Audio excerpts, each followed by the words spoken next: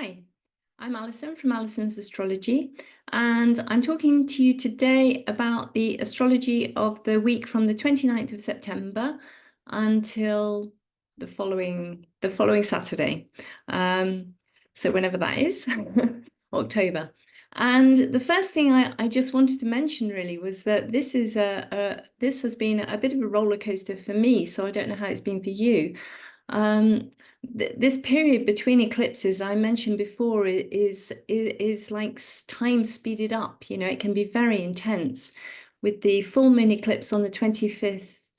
25 Pisces having been very full of emotion and, you know, culminations and endings, and that the coming eclipse on the 2nd of October being much more about new beginnings. And this period in between has been both for me. We had to really sadly let our old dog go.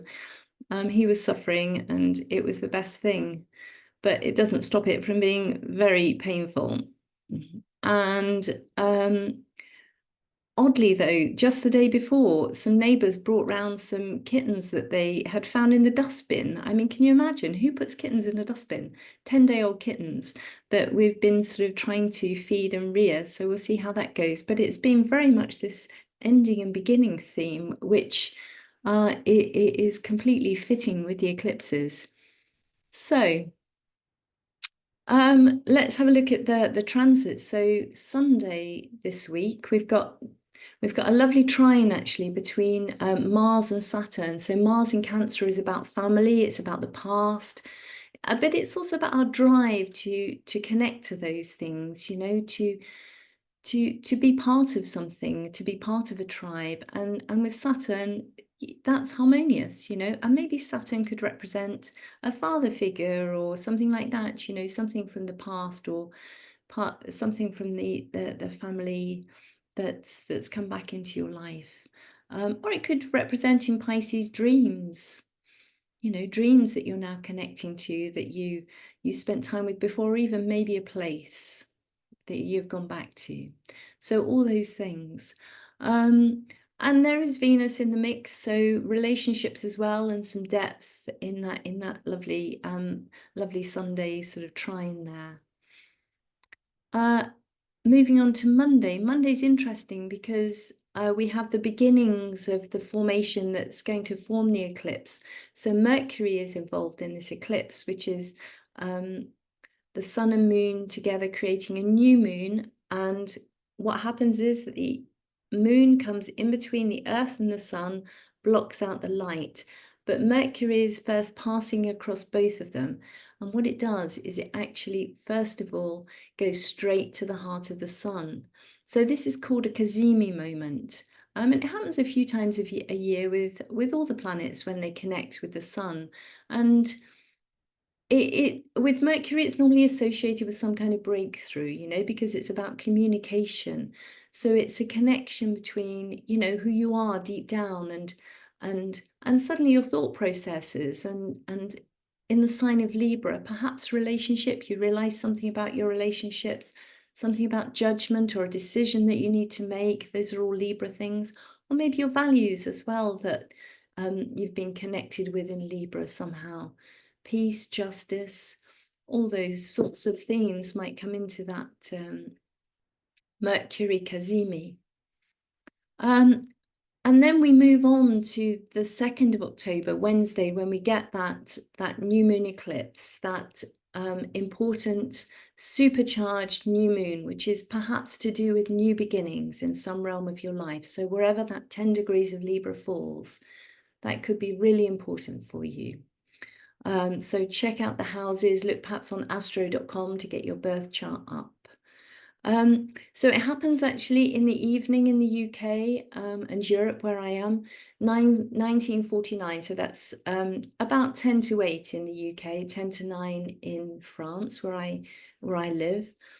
And it's really all about new beginnings in the realm of perhaps relationships, values, and maybe you're trying to make a decision about something as well. I mean, that's a big thing with Libra, weighing things up before moving forwards. You know, there's a quest here for compromise and for justice and for peace. And it's important, I think, at this point, not to be in a hurry, because the nature of an eclipse is that some things may be hidden. And in this solar eclipse, the light of the sun, our core center, is blocked by our emotions, the moon a little bit, by our past. So we might not feel we're in a position actually for that moment to make a really balanced judgment. And it's important that we wait until the moon passes through the sun and that you can see the crescent in the sky before you actually make that judgment and come to your decision. Mercury is in the mix, as I mentioned, so plenty of discussion, plenty of talk, weighing up the options, perhaps in Libra, talking to partners. And the eclipse ruler Venus, she's in Scorpio, and she's concerned. She's worried about affairs of commitment or betrayal. And she's also thinking about money and shared resources. Where are they coming from? You know, these are important questions when you're looking to make that decision about the move forward and the eclipse.